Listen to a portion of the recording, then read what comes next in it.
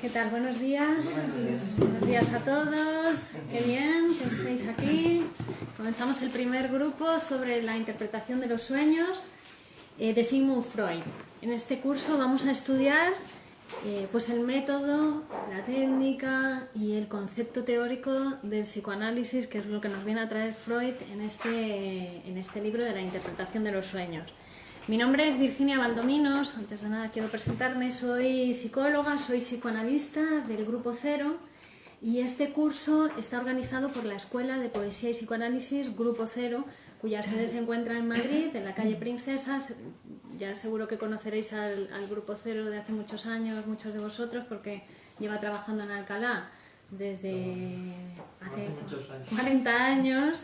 ¿No? El Grupo Cero llega a España en el año 76 con el doctor Menasa. Se fundó en el 71 en Buenos Aires y en el 76 ya estaba en España, y desde ese momento pues está trabajando para cuidar la salud mental de la población, para difundir el psicoanálisis, para formar psicoanalistas, tanto en España como en todo el mundo, porque en Grupo Cero se forman psicoanalistas de todo el mundo. Gracias hoy a las nuevas tecnologías, cualquier persona desde cualquier parte del mundo puede estudiar psicoanálisis con el Grupo Cero.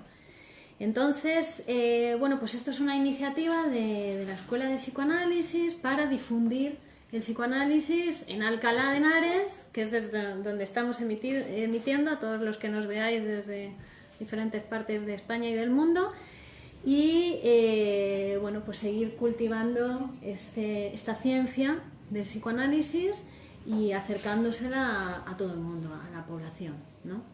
Entonces, este curso vamos a estudiar la interpretación de los sueños, que es el texto... Número desconocido. Perdón, es el texto donde por primera vez el psicoanálisis se establece como ciencia, ¿no? Es el texto que le da al psicoanálisis el rigor científico, ¿no? Para ser considerado una ciencia, puesto que antes Freud ya estaba trabajando, ya estaba escribiendo, ya estaba atendiendo pacientes neuróticos, pacientes con obsesiones, pacientes histéricas, ¿no? Ya él había hecho, antes de la interpretación de los sueños, que se publica en 1900, ya había publicado los historiales sobre la histeria, había publicado el proyecto de una psicología. Pero no va a ser hasta 1900, cuando publica la interpretación de los sueños, cuando por primera vez define el concepto de inconsciente. Y al definir el concepto de inconsciente se va a desprender de este concepto, puesto que era un concepto nuevo, que no existía en ningún campo científico, ninguna ciencia se había ocupado de eso, del psiquismo inconsciente. Y es tan importante ese concepto que da lugar al nacimiento de una nueva ciencia, que es el psicoanálisis. Disculpad.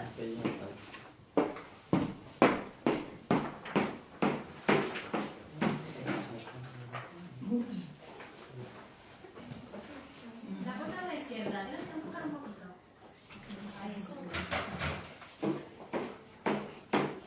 Bueno, y de este nuevo concepto, que es el inconsciente, un concepto... Ya iremos viendo lo que es, pero un concepto es una abstracción, ¿no? Como puede ser el número 4 o cualquier otro concepto científico. Es una abstracción, ¿no? Teórica, que nos va a permitir dar luz a algo que era desconocido hasta ese momento para la humanidad, ¿no? Bueno, pues de este nuevo concepto se desprende un nuevo método, porque claro, para atrapar, para aprender algo que es novedoso, también requiere un método novedoso, que es el método de interpretación, que vamos a ver a lo largo del curso. Y también del concepto y del método se desprende una nueva técnica, porque claro, ¿cómo atrapas tú el inconsciente de una persona? ¿No? Bueno, pues entonces también nace una nueva técnica, que es la técnica de la asociación libre, en transferencia con el analista, que también vamos a ir viendo lo que es. Os digo esto. Hola, buenos días, adelante. Te puedes sentar donde quieras. Bueno, entonces os voy diciendo esto para que ya nos vayan sonando estas cuestiones y para que vayamos introduciéndonos en la importancia de este texto que vamos a estudiar, que es la interpretación de los sueños. Entonces, importante que se os quede esa idea de que es el texto que da a partir del cual nace el psicoanálisis. Ahí, ¿no? Freud es el padre del psicoanálisis, ¿no? Se dice, pero bueno, también podríamos decir que es el primer hijo del psicoanálisis. Es decir, que ya estaba todo en el campo científico preparado para que llegase un científico, un trabajador, porque Freud era fundamentalmente un currante total. Por la mañana atendía a sus pacientes en la consulta, por la mañana, por la tarde, por la noche llegaba a casa y se ponía a escribir, y ahí escribiendo con la materia prima que tomaba, ¿no? de los pacientes, lo que escuchaba a sus pacientes en la consulta, y después todo era un estudioso, un investigador, muy culto, cultísimo, leía todo, ¿no? Y era médico, neurólogo, ¿no? Interesado por todas las ciencias. Bueno, pues con ciertos conceptos de otros campos científicos, más esa materia prima que recogía en la consulta, y hizo un trabajo teórico que dio lugar a ese nuevo concepto de inconsciente, ¿no? Entonces también podemos decir que es el primer hijo del psicoanálisis, porque ya estaba todo preparado en el campo de la ciencia para que alguien hiciese ese trabajo de escritura, ¿no? De fundamento científico. Se formó como médico, ¿verdad? Sí, él era médico neurólogo, racionalista como todos nosotros, o más, ¿no? El último de los racionalistas y de los conciencialistas, porque él, el descubrimiento que hace, él es el primero sorprendido de eso. De hecho, vamos a ver el sueño de Irma, que es el que trae para explicarnos el método, cómo él mismo queda... es a través de un análisis de la interpretación de uno de sus sueños que se llega a dar cuenta de que eso que estaba descubriendo era tan rompedor, ¿no? Tan importante para la humanidad, para la cultura, que a él mismo le daba miedo, ¿no? Presentar eso a la humanidad. Él sabía el impacto que eso iba a tener, ¿no? Para la humanidad. Como así ha sido, desde que nace el concepto de inconsciente, desde que se escribe la interpretación de los sueños, la historia de la humanidad ya es otra, ¿no? Cambia el arte, cambian las ciencias, cualquier ciencia que toma el psicoanálisis es otra ciencia, ya sea la medicina, ya sea cualquier ciencia, la física, ¿no? A pesar de que son ciencias que tienen una edad mucho mayor que el psicoanálisis, ¿no? Las matemáticas, por ejemplo, tienen miles de años, 3.000, 4.000 años. El psicoanálisis nace en 1900. A pesar de su juventud, es una ciencia que ha impactado muchísimo en todos los campos científicos, y culturales y artísticos, ¿no? Bueno, entonces vamos a entrar ya en lo que es la interpretación de los sueños, que viene a ser materialmente la interpretación de los sueños, es este libro, ¿no? Es un libro. Pero claro, es que la ciencia se transmite así, a través de la escritura, ¿no? Entonces, os recomiendo a todos, y seguramente que ya algunos lo tenéis en casa, y si no, pues bueno, pues que si lo queréis adquirir, el libro de la interpretación de los sueños, y también lo podéis bajar de internet, que está. Os recomiendo la traducción de Luis López Ballesteros y de Torres, que es el traductor. Freud revisó la traducción de este señor y le felicitó por la precisión con la que había sido capaz de traducir al castellano términos del alemán que son muy específicos, ¿no? del campo psicoanalítico. Entonces, bueno, pues vamos a ir trabajando a lo largo del curso los diferentes capítulos de la interpretación de los sueños.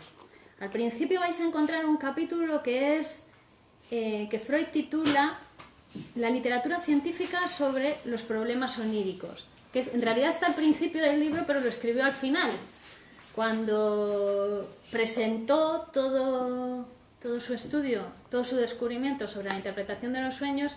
Dijo, voy a hacer una revisión de todo lo que a lo largo de la historia de la humanidad se ha estudiado, se ha escrito sobre la interpretación de los sueños, para que esté ahí, para que mis lectores vean que no somos aquí, que sabemos de lo que hablamos, ¿no? Pero vamos a empezar a partir del método de interpretación onírica. Bueno, entonces...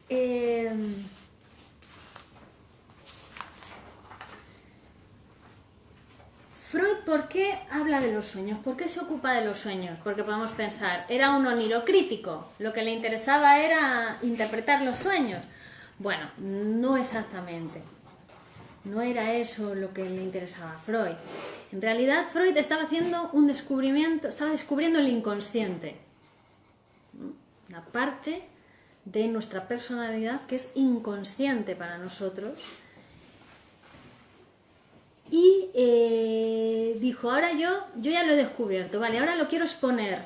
Quiero exponer a todo el mundo para que sepa este descubrimiento. Pero claro, ¿qué me van a decir?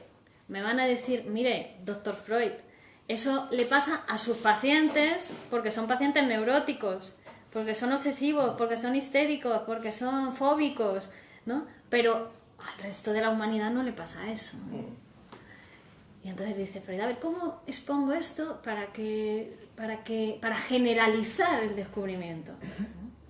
Y piensa, mira, soñamos todos.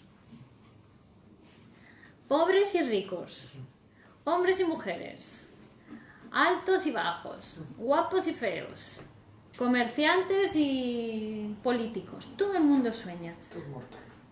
Claro, exactamente, todo mortal.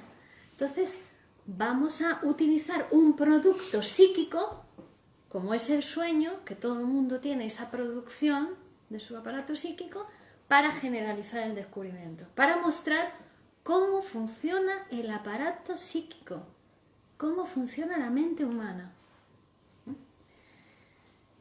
Entonces él dice, me he propuesto demostrar que los sueños tienen sentido. Bueno, primero va a decir, los sueños son un producto complejo del aparato psíquico que tiene que ver con el suceder psíquico de la persona que lo ha soñado y que es concatenable a su vida psíquica, ese sueño. Tiene que ver con la persona que lo ha soñado y además es un producto psíquico complejo.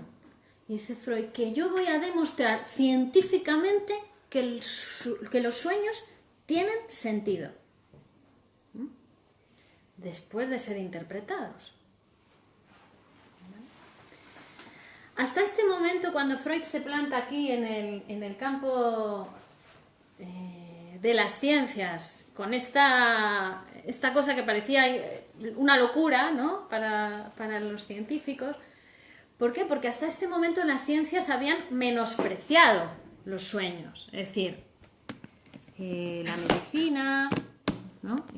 y otras ciencias más establecidas consideran que los sueños, bueno, pues son un producto del funcionamiento mental, pero que no tienen ningún sentido ni nada, sino como una descarga, ¿no? de eléctrica, prácticamente, ¿no? Que da lugar a ese producto, pero lo desprecia, no se mete ahí, no tiene ninguna significación para ellos, ¿no?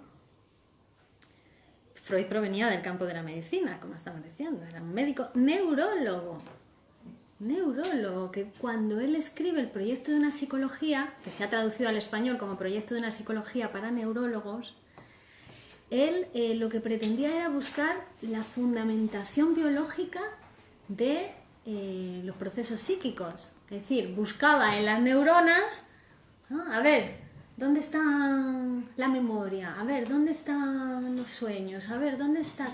¿Qué neuronas funcionan? ¿No?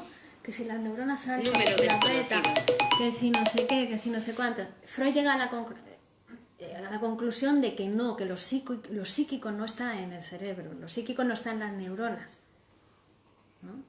Tiene otro nivel de existencia, otra fundamentación que lo vamos a ir viendo a lo largo del curso, ¿no? Entonces agarró ese trabajo y lo tiró a la basura. Después lo rescató Marie Bonaparte, ¿no? Pero esto fue antes de la interpretación de los sueños. Él ya estaba en ese proceso de investigación de qué era lo psíquico, qué era esa parte de lo humano, porque separamos lo psíquico de lo biológico para estudiarlo, pero realmente está unido lo psíquico y lo biológico, la mente y el cuerpo, ¿no? Entonces la medicina, lo que estábamos diciendo, y otras ciencias despreciaban los sueños. Casi que les parecía una locura. Freud tuvo una gran reacción en contra cuando se planta ahí en el panorama científico con la interpretación de los sueños, ¿no? Pero sin embargo, dice Freud, la opinión profana, el pueblo, la opinión popular, sabe que los sueños tienen un sentido.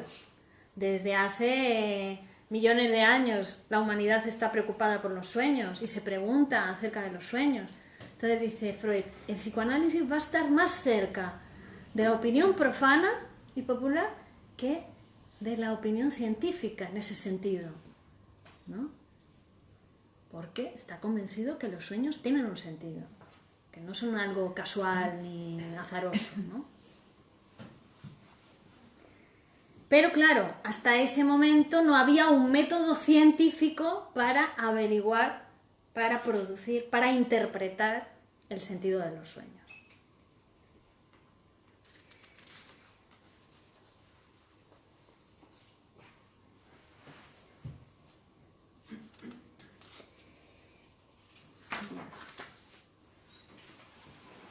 Entonces, la opinión profana que se había preocupado por el sentido de los sueños, hasta el nacimiento de la interpretación de los sueños había utilizado dos formas de interpretar los sueños, de acercarse a los sueños. Una de ellas es la interpretación simbólica de los sueños. Estoy hablando de antes de la interpretación de los sueños, ¿vale? La que se utilizaba popularmente, que no han desaparecido, siguen existiendo, popularmente se siguen utilizando estas formas de interpretar y ahora cuando os lo cuente vais a ver que lo habéis escuchado, lo habéis visto ya en otros lugares, ¿no? La interpretación simbólica de los sueños y la segunda es el método descifrador, ¿vale? La interpretación simbólica, ¿cuál sería? Toma el sueño en su totalidad, ¿no? Una persona dice, ay, he soñado con una carta y con... Bueno, vamos a ver otro ejemplo. Toma el sueño en su totalidad y lo cambia por otro contenido que tiene un significado. Un sueño que no se entiende lo que es, lo cambia por otro contenido que tiene un significado, que es comprensible. Por ejemplo, en la Biblia aparece un ejemplo de este método de la interpretación simbólica de los sueños, que es el de la interpretación que hace José de un sueño del faraón, ¿no? El faraón sueña con 7 vacas gordas y 7 vacas flacas. Y entonces José, ¿cómo lo interpreta? Hace una sustitución simbólica. Dice, va a haber 7 años de bonanza, que después van a ser consumidos, todos los productos de estos 7 años de bonanza, van a ser consumidos porque después va a haber 7 años de hambruna, que van a acabar con todas las cosechas de Egipto. ¿Vale? Así interpreta José, que era un oniro crítico, el sueño del faraón. ¿Veis? Hace una sustitución simbólica. Algo que no se ha soñado con 7 vacas gordas y 7 vacas flacas, él lo sustituye por un contenido más comprensible. Este método es el que suelen utilizar también los poetas cuando en su escritura narran a algún personaje tiene un sueño, ¿no? También suelen utilizar este método simbólico. Y además, generalmente, la opinión popular, la opinión profana, suele atribuir al sueño un carácter profético, predictivo, como si el sueño se adelantase, ¿no? que te predijese algo del futuro, ¿vale? ¿Veis aquí? Él sueña 7 vacas gordas, 7 vacas flacas, y entonces él lo interpreta como que próximamente, en el futuro, va a acontecer eso. ¿Vale? ¿Qué pasa con este método de interpretación simbólica? Bueno, pues que en los sueños que son muy absurdos, muy embrollados, muy confusos, pues es muy difícil de aplicar, no es tan sencillo. Y además que para este tipo de interpretación no hay normas, no hay método, ¿no? científico explicitado, sino que queda más bien al ingenio y a la intuición del interpretador, ¿no? Casi que se eleva a la categoría de arte, hacer una interpretación simbólica de un sueño. Y entonces el interpretador necesitaría una aptitud especial para poder hacer una interpretación de este tipo, ¿vale? Ese es el primer método que ha utilizado a lo largo de la historia la opinión profana o popular, el pueblo, ¿vale? Ese sería el primero. Y el segundo método es el método descifrador. El método descifrador lo que considera es que el sueño es como una especie de escritura secreta y que cada elemento del sueño, cada signo del sueño puede ser sustituido por otro signo, ¿no? Como una traducción, ¿vale? Con una especie de claves, con claves. Seguramente que habéis visto alguna vez los libros de las claves de los sueños, ¿no? Que son muy famosos en el librito. Entonces dice, si has soñado con caballo, eso significa tal, ¿no? Y es para todo el mundo igual, da igual que lo haya soñado usted, que lo haya soñado yo, que lo haya soñado ella, da igual. Si sueñas con caballo, eso significa no sé qué. Y eso no es así, ¿no? No, claro, bueno, existe ese método, pero no es el método científico de interpretación de los sueños, no es el método psicoanalítico, ¿no? En primer lugar, porque tampoco, ¿qué garantías tienen esos libros de claves de sueños, ¿no? Incluso Freud dice, en determinadas culturas orientales tienen libros de claves de sueño que son muchísimo más elaborados que los que hay por aquí en la cultura occidental, pero ¿qué garantías tienen? ¿En qué se basa, no? Como ejemplo, dice, si hemos soñado con una carta, ¿no? Uno sueña con una carta y luego sueña con un entierro, según los libros, estos de las claves de sueño, lo podríamos sustituir, lo podríamos traducir por carta es disgusto y entierro es esponsales, ¿no? Como compromiso. O variado. Claro, según O el... apropiado. Según el libro de los libros de claves de los sueños, sería esa la traducción, ¿no? Como decíamos, da igual quién sueña el sueño, que siempre va a ser esa... Que no tiene que ser, claro. Claro. Según quién lo sueña. Si lo Exactamente. sueña un niño de 12 años, no va a ser lo mismo que una señora de 60, por ejemplo. Efectivamente. Aparte también distintas culturas, no es lo mismo que sueño un oriental que un occidental. Exactamente, claro. Entonces dice, después quedaría al arbitrio del interpretador, con las réplicas que le va dando la persona, bueno, pues hacer un poco la interpretación global de cómo enlaza eso de la carta, eso del disgusto con los esponsales, bueno, pues ya quedaría al arbitrio del interpretador. Y también intenta como transferirlo al futuro, también como una predicción, este método, ¿vale? Entre estos dos métodos también hay un libro del siglo II de nuestra era, ¿no? Después de Cristo, de Artemidoro de Dalcis, que él hizo también un estudio en muchísima profundidad acerca de los sueños, ¿no? En el mundo grecorromano, este era de aquella época. Y sería como una variante de ese procedimiento, muy parecido a la magia, lo que él planteaba, y se basaba en el principio de la asociación. Él llamaba esto asociación. Pero fijaos qué curioso. Entonces, el soñante contaba el sueño y el interpretador lo interpretaba según lo que a él se le iba ocurriendo acerca del sueño del soñante. Según lo que al interpretador se le iba ocurriendo. No tenía razón, entonces. Claro. Dice, esto tenía una fuente de arbitrariedad y de incertidumbre tremenda, porque claro, primero porque puede despertar en el interpretador recuerdos de diferentes tipos, muchos recuerdos, ¿no? Que no tengan que ver exactamente con el sueño de esa persona. Y bueno, que no era... Y además, que cada unido crítico recordaría cosas diferentes, es decir, cada interpretador va a recordar cosas diferentes con respecto a lo que el otro le va diciendo. Vamos, que no era un método científico, ¿vale? Bueno, vamos a ver que en el método psicoanalítico esto es muy diferente. Nos vamos quedando con las ideas, ¿no?, de los otros métodos para que vamos a compararlo ahora con el método psicoanalítico.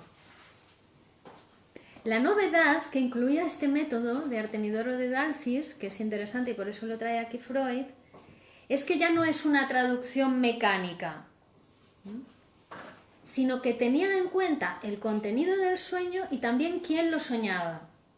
No era lo mismo si lo soñaba un señor que un niño, o una mujer mayor que una jovencita, o que un rico que un... Ya no era lo mismo, ya tenía en cuenta las condiciones, las características del soñante, ¿vale? Esa era la corrección que incluye Artemidoro de Dalcis, que hace especialmente interesante a este método. ¿Y cómo lo hace? Clasificaba. Hizo una clasificación grande y decía, si tú perteneces a este grupo... No, tenía en cuenta que el señor era un señor de 60 años que era comerciante. Tenía en cuenta quién era el que hablaba, ¿no? Entonces no lo traducía igual, que no le despertaba, ¿no?, los mismos recuerdos que si era un niño de 15. Y también interesante de este método es que no traducía el sueño en su globalidad, sino que iba tomando fragmentos o partes del sueño, ¿no?, detalles, frases del sueño, y las iba traduciendo por partes, ¿vale? Entonces, claro, seguramente fueron los sueños absurdos, los sueños confusos, los sueños más complejos los que le hicieron pensar así, ¿no?, de ir haciendo por partes la traducción del sueño.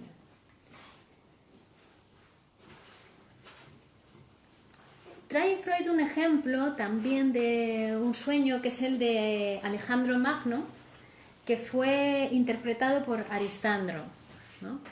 Y es que él soñó, estaba a punto de invadir, tenía sitiada la ciudad de Tiro, ¿no?, pero no sabía si invadirla o no invadirla, y entonces sueña con un sátiro bailando sobre un escudo. Y Aristandro, el oniro crítico, le dice, invade la ciudad, porque el sueño te ha querido decir Tiro, tuya es Tiro, ¿no? E invade la ciudad Alejandro Magno, ¿no? ¿Cómo? No, que cómo habremos llegado hasta aquí, porque es que está más absurdo todo. Bueno, es que vamos a ver, es muy interesante eso que dices, ¿Qué? porque el inconsciente, es que en nosotros hay algo absurdo, o sea, ¿no? Se piensa, o se pensaba antes, que éramos totalmente racionales, los humanos, pero con el descubrimiento del inconsciente vemos que no, que hay una parte de nosotros que es inconsciente, que no es racional, que tiene otra lógica, que tiene otros procesos, que tiene otras leyes, otro tiempo, ¿no? Lo vamos a ir viendo todo esto a lo largo del curso. Hay un momento histórico o en el proceso evolutivo de la especie, en la transición del Homo al Homo sapiens sapiens, en que esta situación en el inconsciente comenzara a formarse ya como parte del individuo. Vamos a pensarlo en un niño, ¿vale? Decimos que la ontogénesis, que sería, digamos, la evolución del niño desde que nace hasta que se hace un hombre, reproduce la filogénesis. La filogénesis es la evolución de la especie humana desde el hombre primitivo, ¿no?, hasta la actualidad. Entonces, el niño pasa por todas las fases por las que ha pasado la humanidad desde que era hombre primitivo hasta la actualidad. Pasamos desde que nacemos hasta que somos adultos. Es decir, el niño al principio es como un hombre primitivo, no tiene el lenguaje todavía. Bueno, hay una fase, por ejemplo, que es la fase oral canibalística, ¿no? Es cuando el niño conoce todo a través de la boca, que vendría a ser como esa etapa de la humanidad donde el hombre ¿no?, practicaba el canibalismo. Hay un momento de la etapa del desarrollo del niño donde es un racionalista, que vendría a ser la etapa de evolución de la humanidad del racionalismo, ¿no? Es decir, que reproducimos en nuestra ontogénesis, en nuestro desarrollo como individuos, en muy poquito, está todo condensado, en pocos años, en 20, 30, 40, 50 años, reproducimos miles y miles de años de la evolución de la humanidad. Entonces, claro, hay un momento de nuestra evolución que es cuando se produce el inconsciente, cuando nace el inconsciente, y es cuando adquirimos el lenguaje. Lo que se viene a decir en psicoanálisis, el momento del complejo de Edipo, que ya vamos a hablar también de él, ¿vale? Pero es cuando el niño tiene que renunciar al amor hacia las primeras figuras amorosas, que son los padres, ¿no? Las figuras parentales, tiene que renunciar a ese amor porque se tiene que hacer un sujeto social, un sujeto hablante, que sale al mundo, que se relaciona con otros niños, tiene que adquirir el lenguaje, tiene que renunciar a las figuras incestuosas, ¿no? Ahí se divide el aparato psíquico, ¿no? Porque renuncia solamente aparentemente, pero inconscientemente se identifica con los padres, ¿no? Aparece la complejidad del aparato psíquico, que ya vamos a ver. Hay una parte consciente y una parte inconsciente, pero además en el inconsciente también está el superyo, el ello, el yo, superyo que viene a ser la instancia moral por la internalización de las figuras parentales, ¿no? Al principio, cuando somos niños, necesitamos a papá y a mamá que te dicen eso está bien, eso no se hace, eso se hace, eso no, ¿no? Pero luego ya, ¡tac!, eso está incluido en tu aparato psíquico, ya no hace falta que nadie te lo diga, tú ya hay como una voz interior que te dice eso se hace, eso no se hace, ¿no? Que viene a ser la moral, la instancia moral del aparato psíquico por introyección de las figuras parentales. Esto más complejo ya lo iremos viendo, pero viene a nacer en el sujeto psíquico ahí en torno a los 4, 5, 6 años, cuando se pasa por el complejo de Edipo, y también en la humanidad hubo un momento donde hubo que renunciar, digamos, de una manera más social, por un pacto a nuestras tendencias más animales, ¿no? Homicidas, caníbales, tal, hubo que renunciar, y ahí son los primeros pactos sociales, ¿no? Las primeras leyes, la primera moral, ¿vale? Claro. Pero sí hubo un momento donde nació el inconsciente, ¿vale? Donde se dividió el sujeto psíquico. Se puede decir que fue uno de los saltos más grandes en la parte evolutiva. Sí, claro, porque es la adquisición es lo que nos hace lo que nos hizo humanos, digamos. Las primeras organizaciones sociales, que al principio eran totémicas, el tótem, ¿no? El totemismo, es que hemos pasado por diferentes fases, ¿no? Hasta llegar a la división o a la organización social actual. Pero todo, ¿ves? Es interesante, muy interesante eso que dices, porque de todo esto sabemos a partir de que el psicoanálisis nace como ciencia. Lo que sí que estamos seguros es que el nacimiento del psicoanálisis como ciencia ha supuesto para la humanidad poder leer todo eso del pasado. Es decir, ese sí que podemos considerar que es un acontecimiento que a la humanidad le hizo dar un salto cualitativamente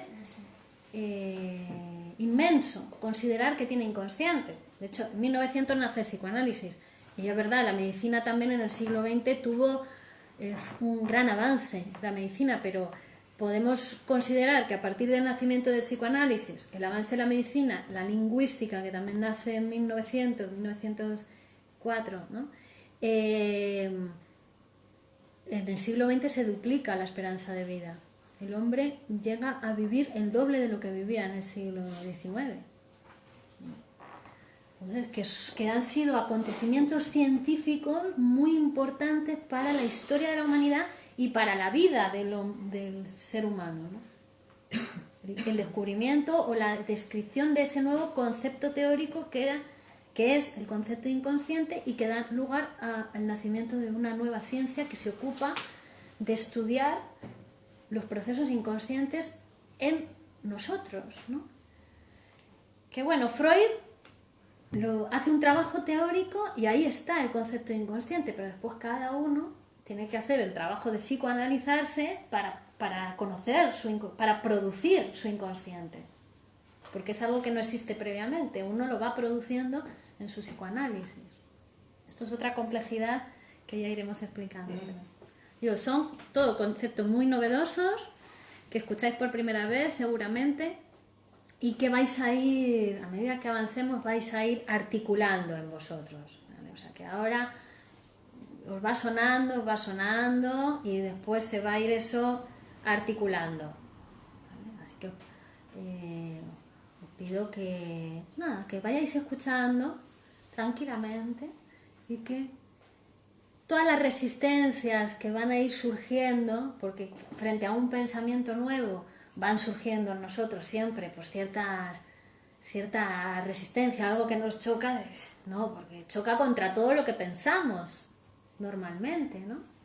Bueno, pues que lo pongáis al lado de vuestro pensamiento cotidiano y después al final de curso vemos cómo habéis atado los cabos, ¿vale?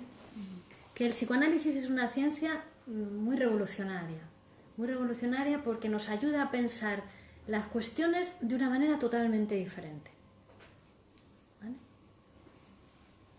Entonces sí, claro, a veces dice que son cosas absurdas, los sueños parecen absurdos cuando los recordamos, pero después de interpretarlos ya no son tan absurdos, ¿vale? Ya tiene que ver con algo importante para nosotros, para nuestro suceder psíquico. Bueno. Entonces, ¿cómo llega Freud a este descubrimiento tan importante? Como hemos dicho, Freud ya estaba trabajando con pacientes desde hacía mucho, desde ahí en 1890, por ahí, ya está trabajando, atendiendo pacientes, estudia con Breuer, con Charcot, que utilizaban la hipnosis y la catarsis para tratar a las pacientes histéricas, ¿no? Y Freud empezó utilizando la hipnosis y la catarsis, pero después se dio cuenta de que no, que la hipnosis era sugestión, sugestionaba al paciente le permitió darse cuenta de que existía algo más allá de la conciencia, ¿no? Que había un paciente que no sabía nada de algo, yo qué sé, una parálisis histérica. Había una persona que estaba paralítico, no podía caminar, pero que cuando le hipnotizaba podía mover las piernas, ¿no? O alguien que no se acordaba de algo y cuando le hipnotizaba lo podía recordar. Y después le despertaba y no se acordaba de nada. Entonces ahí se da cuenta de que había algo más allá de la conciencia. Pero todavía pensaba que era como una doble conciencia, ¿no? No es hasta la interpretación de los sueños cuando define lo inconsciente, tal y como se conoce psicoanalíticamente lo inconsciente, que tampoco es el inconsciente de Platón, ni es el inconsciente de Schopenhauer, ¿no? Es un concepto científico que da lugar al nacimiento de una nueva ciencia, ¿vale? Pero él, cuando venían los pacientes a psicoanalizarse, bueno, a hablar con él, todavía no era exactamente psicoanálisis, ¿no? A tratarse con él, pues él les decía, hábleme de todo lo que quiera, de todo lo que se le ocurre, todo lo que pase por su pensamiento. Y entonces ahí se daba cuenta que contaban los sueños también. Ay, pues hoy he soñado, ¿cuál? Y dijo, oye, pues esto de los sueños se ve que es un material psíquico tan importante como cualquier otro, no solamente te tiene que hablar el paciente de los síntomas, ¿no? El sueño parece importante. Y ahí dice, voy a estudiar este producto psíquico, que es el sueño.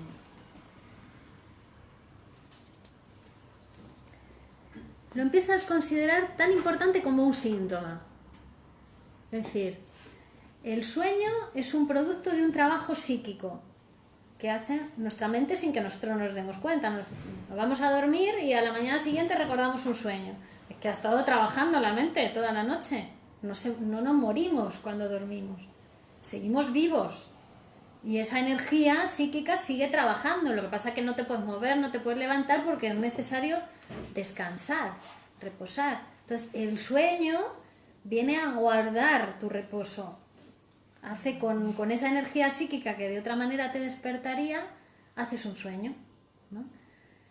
Entonces es un producto psíquico tan importante como un síntoma, una obsesión, una fobia, una depresión, un delirio, también son productos psíquicos, son productos de un trabajo psíquico inconsciente, ¿vale? Novedad que va a traer el psicoanálisis, novedad total. Los mecanismos psíquicos que producen un sueño son los mismos que producen un síntoma.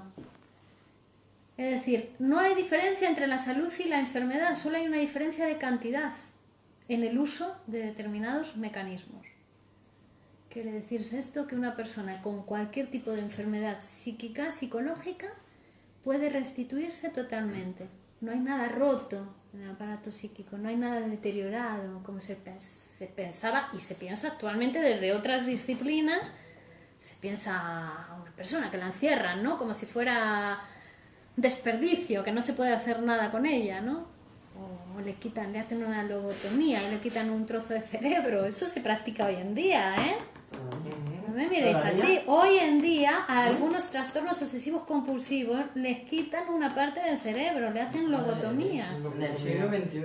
En el siglo XXI, claro, se quedan que ni TOC ni nada, ya. Ya no conocen. Claro. La película de alguien voló ¿En qué países se practica eso? No, en España.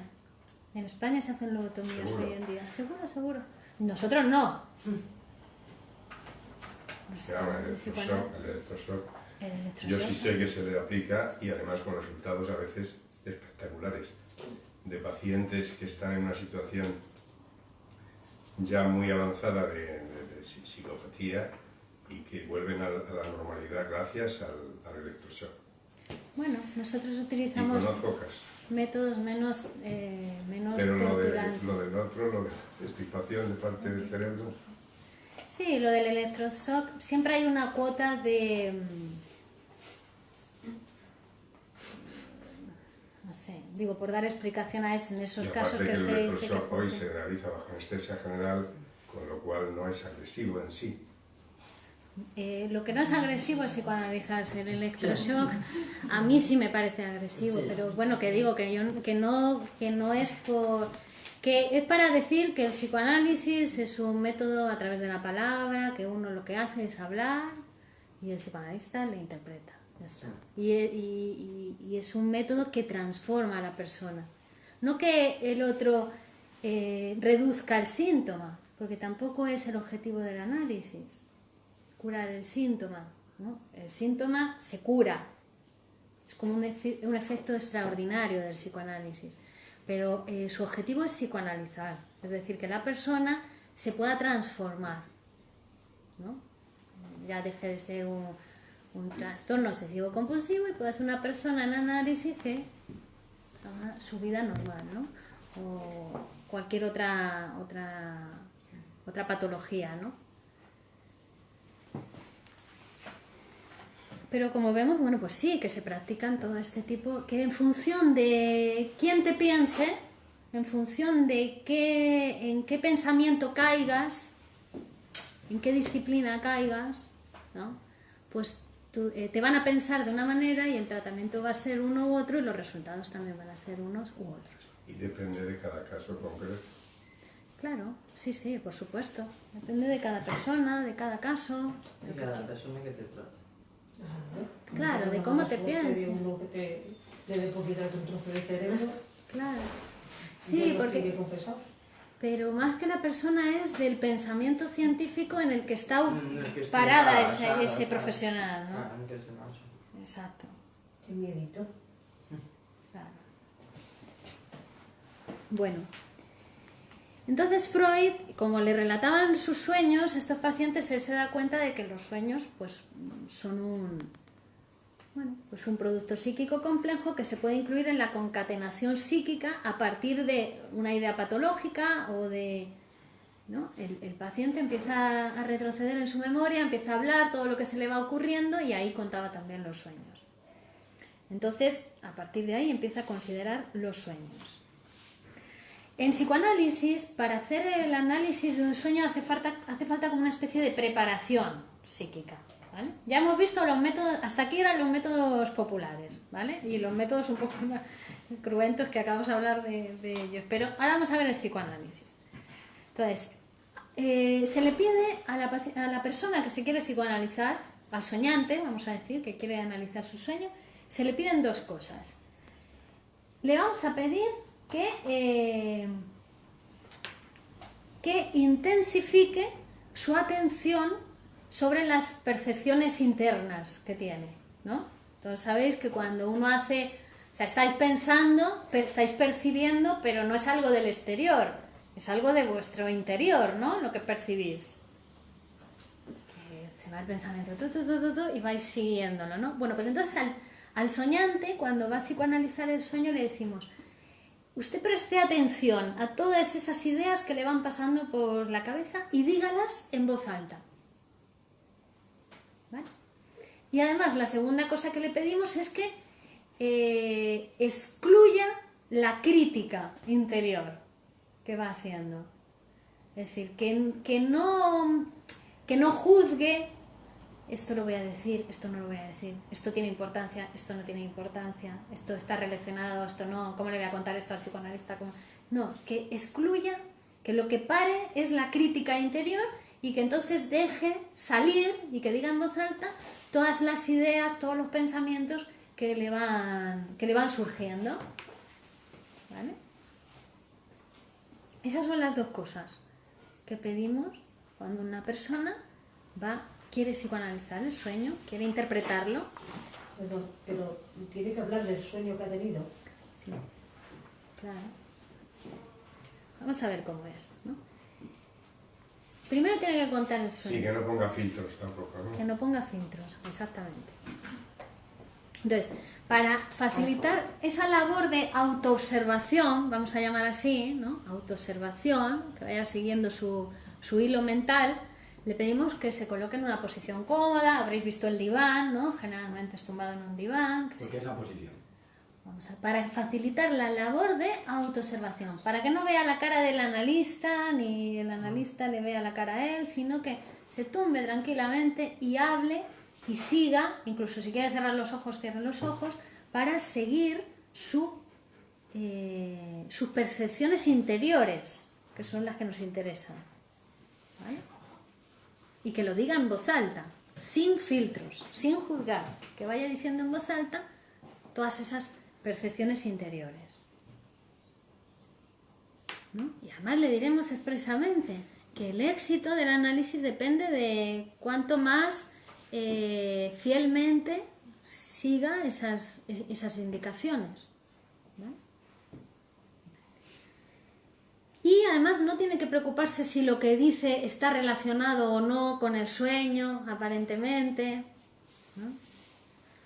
Que diga todo lo que le vaya surgiendo, porque puede ser que inicialmente no esté relacionado con el sueño, pero después se va asociando a otras ideas que sí que están relacionadas con el sueño.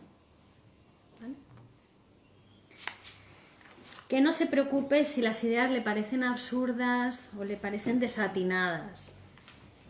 Que uno debe ser, cuando se pone en la posición de analizar el sueño, imparcial, como si lo estuviera viendo desde... Se mira su interior, pero como si la estuviera viendo desde el exterior, como si fuera un juez imparcial. Y lo va diciendo. Porque precisamente esa crítica interior que nos hacemos muchas veces, la mayor parte del tiempo, tenemos una instancia autocrítica interior, que es la que nos dice: esto no digas, esto no lo digas, esto no. Censuramos también. La censura psíquica, que vamos a ver muy bien después en otra clase. Bueno, precisamente por eso es la censura la encargada de que no nos enteremos de nada del sueño, de que el sueño nos parezca absurdo, claro.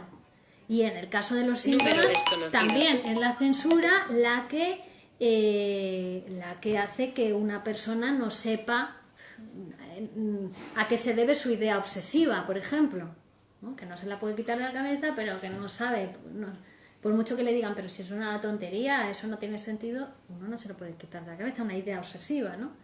Bueno, pues también la censura está implicada en eso. Por eso que uno no tiene que hacer caso a la censura, sino decir lo que se le va ocurriendo, libremente. ¿Vale? No se trata de reflexionar. Si os fijáis, la actitud de reflexión más bien viene a ser como la del pensador de Rodin, ¿no? Como una actitud un poco constreñida, tensión. La reflexión implica llegar a alguna conclusión. No, en psicoanálisis no. Al contrario, posición relajada, tumbado y dejarse llevar. ¿Vale?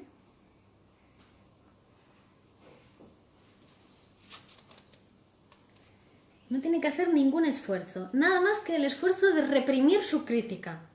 Solo ese. Lo demás, ningún esfuerzo. Y ahí, con ayuda de esos materiales que van surgiendo cuando uno hace ese ejercicio, con ayuda de esos materiales vamos a poder interpretar el sueño, o un síntoma, o lo que sea, ¿vale? Porque vamos a considerar a partir de ahora que el sueño es un equivalente a cualquier síntoma psíquico, ¿vale? Os lo voy diciendo así, pero nosotros nos vamos a ocupar de los sueños en este curso, ¿vale? ¿Qué hora es? 53. Bueno, vamos a dejar estos 7 minutos que quedan del final para preguntas, ¿vale? Yo voy a abrir, pero vamos para poder hablar un poco.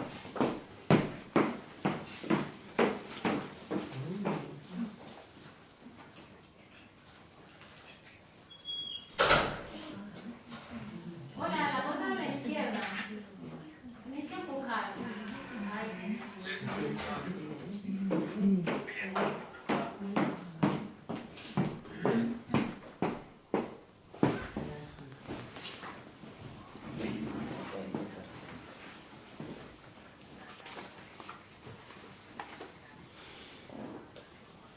Preguntas, comentarios. Cuando dices que tiene que masificar su atención en la reflexión interior, ¿en qué exactamente? ¿En qué tienes que fijar? En lo que vas pensando cuando estás ahí. Cualquier cosa, es decir, Cualquier que llegas y cosa. te pones a hablar y todo lo que se te pasa por la cabeza que lo sueltes. Eso es. Pero ya no son sueños, entonces. Pero eso te da en relación con el sueño que hacen. Claro, exactamente. Eso lo vamos a ver en la próxima clase. Pero es, cuenta el sueño y después todo lo que se le vaya ocurriendo, ¿no? En relación con ese sueño, pero que te puede llevar a kilómetros del sueño todo lo que se te va ocurriendo. Bueno, es que eso va a ser importante para interpretar con qué tiene que ver ese sueño. ¿Vale? Número desconocido. Hola. ¿Qué tal? ¿Puedes sentarse? Estamos terminando el grupo de 10 a 11. Sí. Todo el mundo llama, claro, porque empieza a hablar la otra, ¿no? Eso, que empiezan otros.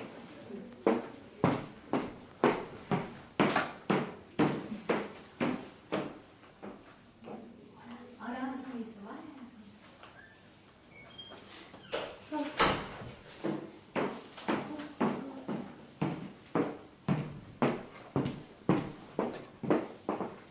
Estamos ya introduciéndonos en la técnica del psicoanálisis que se llama asociación libre, en transferencia, porque no es que uno vaya por la calle asociando libremente, sino que es en transferencia con un psicoanalista, con una escucha especializada para ¿Pero qué quiere decir asociación libre?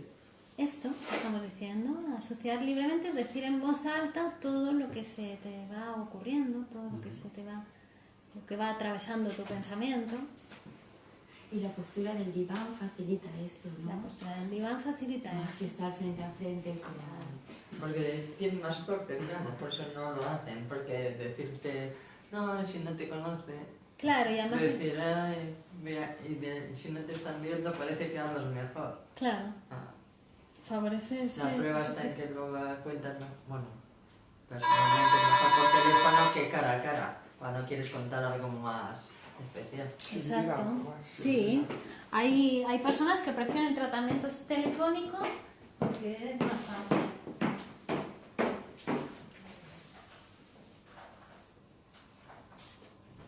Que les resulta más fácil. Depende de... Claro, es que eso según cada persona. Claro. En ese caso, cuando se comienza el análisis a través de la asociación libre, ¿Freud no toma en cuenta el lenguaje corporal que se va manifestando en ese momento? Sí, se lo toma en cuenta. De hecho, ya vamos a ver algún, bueno, no sé si en este curso, pero hay algún caso de una paciente histérica donde los gestos, ¿no?, de la paciente contribuyen, es como un elemento más de la asociación libre para llegar a la interpretación. Ah, ok. A ver, ya abría el monederito y metía los deditos en el monederito, abría y cerraba. Determinados actos sintomáticos, comportamientos. Son algo que esté con este estrés, te lo vamos a tener que hacer nosotros a ella. Estamos muriendo.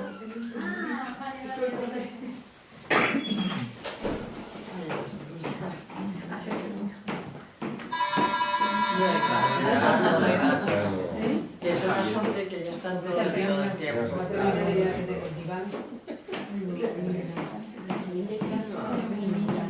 Sí, la de duelo y melancolía, sí. ¿Esto no lo podemos mirar? Sí, lo he dejado ahí para vosotros. Es una revista que edita el Grupo Cero que se llama Realismo Psíquico, donde se publican los poemas y textos de Miguel Óscar Menasa, que es el director del Grupo Cero y es un poeta que también conoceréis porque está mucho aquí en Alcalá. Que empiecen a seguir, porque ya siento. Sí, Claro, pues sí. Porque nosotros dijimos que tenemos tenemos una hora y nosotros- pico porque estamos No. anotados, pero... Pero Sí, no, tenemos 2 horas y media. Ah, 2 horas y media. Sí, a la 1:30, ¿no? A la Si 1:30 hubiera ahora te- aquí vacante podríamos quedarnos, es que yo completamente... Es hoy- que ahora está todo el grupo lleno y es otro grupo de la interpretación de los sueños. Ah, es ahora, verdad, a no, continuación. claro. Y lo otro, la otra clase también la da usted, la de la Sí. 1:30. Sí, la de depresión, duelo, melancolía Sí, y sí, trastorno eso. bipolar. Sí, pero es a la 1:30. Sí, ya ¿Verdad son que las la 11? otra es la 1:30? Vale. Bueno, pues continuamos el martes que próximo viene, ¿no? martes. Bueno, sí, nos vemos en un rato, entonces. Bueno, A la 1:30. estupendo, muy bien, venga, hasta luego. Adiós.